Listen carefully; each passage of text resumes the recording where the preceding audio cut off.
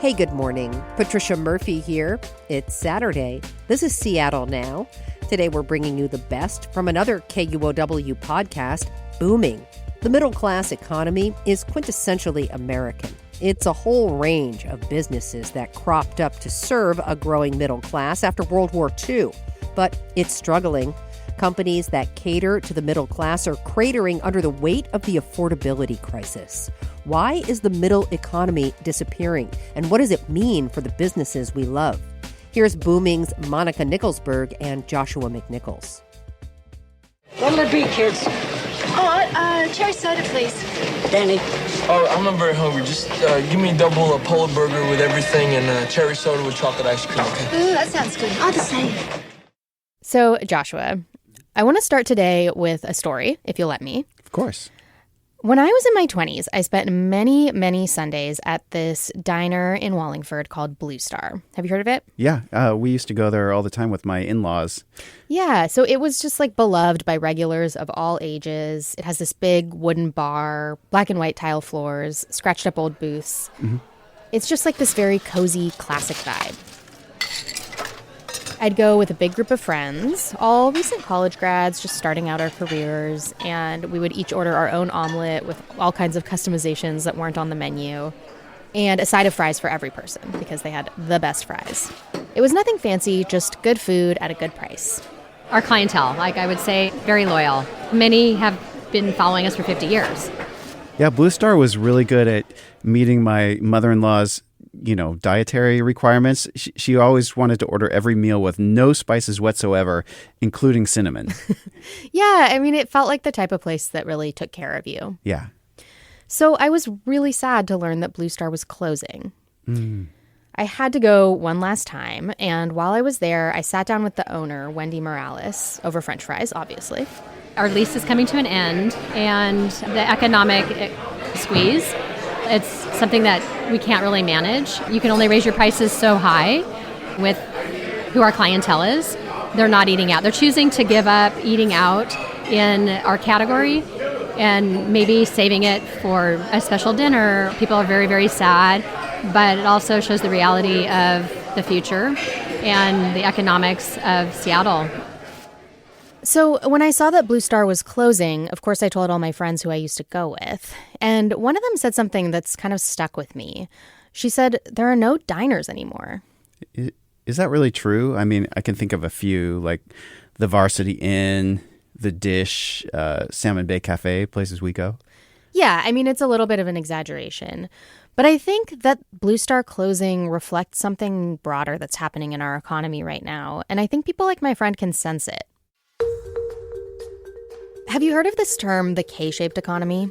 Yes, I have. I've always found it a little bit confusing, though. Yes, leave it to economists to come up with a metaphor that kind of illuminates nothing. But I'll try to explain it as simply as possible. Okay. So the K-shaped economy is the idea that the rich are getting richer and the poor are getting poorer and the middle class is dying out. So if you picture a K, it starts with that vertical line. In the middle of it, that's the middle class. The arm that goes up, that's the rich getting richer and having more spending power. The arm that goes down is everyone else, and their dollar is not going as far. Okay. And I think we're seeing businesses reflect this trend. Luxury, premium businesses are doing really well. And then discounters, like a grocery outlet or dollar store, they're also booming because there are more people who are trying to get the best deals possible. Mm-hmm. But the companies that target the middle class, they're struggling. Right. Yeah, that's where it's pinched. So it reminds me a little bit of what's happening with housing. There's not enough starter homes that are affordable to people who are in that middle income bracket. Yeah, you sometimes hear it referred to as the missing middle. Yeah. Okay, so thinking back to that letter K shape and this squeezed part in the middle, what kind of middle-class stores are struggling? Well, a store like Kohl's is a good example. Mm-hmm. Bed Bath & Beyond, Eddie Bauer is a local one. Or fast casual places are having a really hard time right now, like Olive Gardens, Red Lobsters, TGI Fridays. A lot of those are either closing stores or even declaring bankruptcy. I talked to Brandon Svek about this. It's something he researches as the director of retail analytics at CoStar, which provides a ton of data on the commercial real estate market across the country. The wealthy are spending at a record pace. And that's really driving strong performance from our upper end luxury retailers. On the other end of the scale, we're seeing about 80% of consumers trying to do more with less, right? So discretionary spending has fallen for the bottom 80% of households across America. So if we're trying to stretch our dollar, we're going to end up shopping more at a discounter such as a Dollar Tree or a Dollar General, or an off-price retailer such as a TJ Maxx or a Ross. You reported out a whole episode about this, people making meals out of things they bought at the dollar store. Yeah, exactly. And on the luxury end, companies like Louis Vuitton, Moet Hennessy are doing really well. I have a very Seattle example of this. Okay. It involves a yacht. Okay, that's very Seattle, I guess. We got a lot of water. Right. So I met this guy, Greg Holloway. He owns a luxury yacht that he charters out to people who can afford it. And he gave me a tour. Well, we can go down here, below decks, and then... It's this huge boat that he has moored in Lake Union, almost double the size of the boats next to it. Downstairs, there are 3 beautiful bedrooms, each with its own bathroom. And so every stateroom has a head as well. And then this head is pretty interesting. You don't see many heads with jacuzzi tubs on a boat. Then on the main level, there's a big living room, a full kitchen. Wine cooler, entertainment center. And then going outside to so this is another dinner table, barbecue out here. And then go up to the 3rd deck. I think this is one of the best places on Lake Union to moor, because Lake Union becomes your backyard.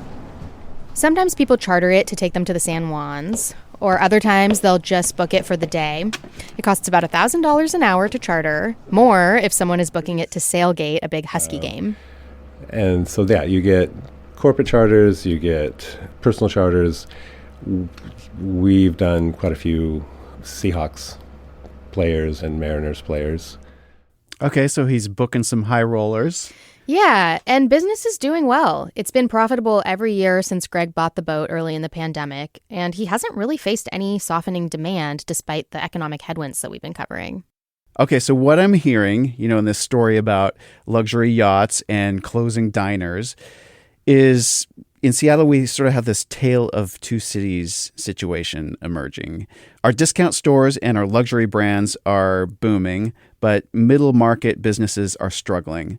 So what's driving this trend? Is it just income inequality? I mean, that's the simplest answer, but there is also more to it than that. We do have a historically high wealth gap right now. But at the same time, costs for businesses have risen a lot in recent years, especially in Seattle. And so it's getting more and more expensive to run a business that serves customers who have less and less to spend. Is there any way that we could think of the K-shaped economy as a good thing? I mean, could it be that the middle class is shrinking because more people are sort of graduating to upper middle class or becoming wealthy? There are definitely people who make that argument. It's complicated because there are two things happening here. A greater share of American families today is rich, and a greater share is poor, compared to the second half of the 20th century, which we think of as more of that middle-class boom. That's good for families that have moved up, the upper arm of the K. And their spending is powering the consumer economy right now. But for the families that have moved down, it's not so good. They're struggling to afford basic necessities. When you have more in the middle, fewer families own yachts, but more families can afford groceries and healthcare. So how you look at this trend, it's a matter of debate. But what we do know is the top 10% of households are responsible for nearly half of all consumer spending. That means the 90% that are left, they're spending less per family, and that's a historic gap. Okay.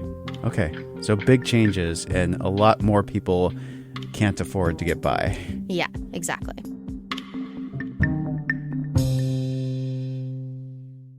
Okay, so you said this is a historic wealth gap. What's behind it? Well, a few things. People who are invested in the stock market or own real estate have done really well in recent years because prices for both have been setting records. Tax cuts for the wealthy and corporations have added even more money to their pockets. Meanwhile, everyone else is seeing rising costs and stagnating wage growth, especially for the lowest income workers, so they have less money to spend. Now, Seattle does have a high minimum wage, which can help families, but that also means higher labor costs for businesses like diners with low margins. So it's kind of a feedback loop.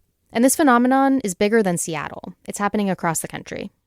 Is there anything that can be done to revive the middle-class economy? Well, if you're somebody who does have a little extra discretion in your budget and having a neighborhood diner or a business like that is important to you, you could vote with your dollar. You could spend your money there. Okay, so wealthy people could subsidize the middle-class economy. Yeah, that is one vision. It's not necessarily something I'm holding my breath for. And, you know, I have to admit, I fall into this category of somebody who wrings their hands when their favorite diner goes out of business, even though I haven't been there in years. I loved Blue Star, but we are strictly limiting ourselves right now to going out to eat once a week, and we go to a cheaper place. Yeah, I mean, if I spend that much money on a meal, I want dinner, not breakfast. I can just make pancakes at home. Yeah, I feel the same way. Realistically, we're talking about a big trend in the economy that's been underway for more than 30 years. The post-World War II middle-class heyday that you think about when you think middle class, diners, for example, it started to break down in the 70s and 80s as unions collapsed, tax policies started favoring the rich, and trade went global. But those trends have been on steroids since the pandemic, and that's why this feels so acute right now. The middle class is shrinking, and so are the industries that rely on middle-class customers. That makes sense. The truth is, a lot would have to change to reverse this trend. People across the political spectrum are having very fierce debates right now about what it would take to bring back the middle class. But the one thing that they do agree on is that something has to change to bring down the cost of living. That is ultimately what it would take to make it possible for more American families to go out to eat on a Saturday night.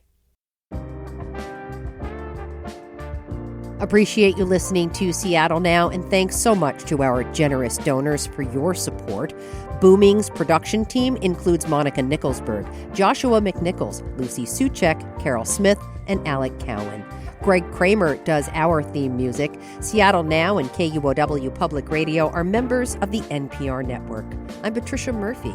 See you soon.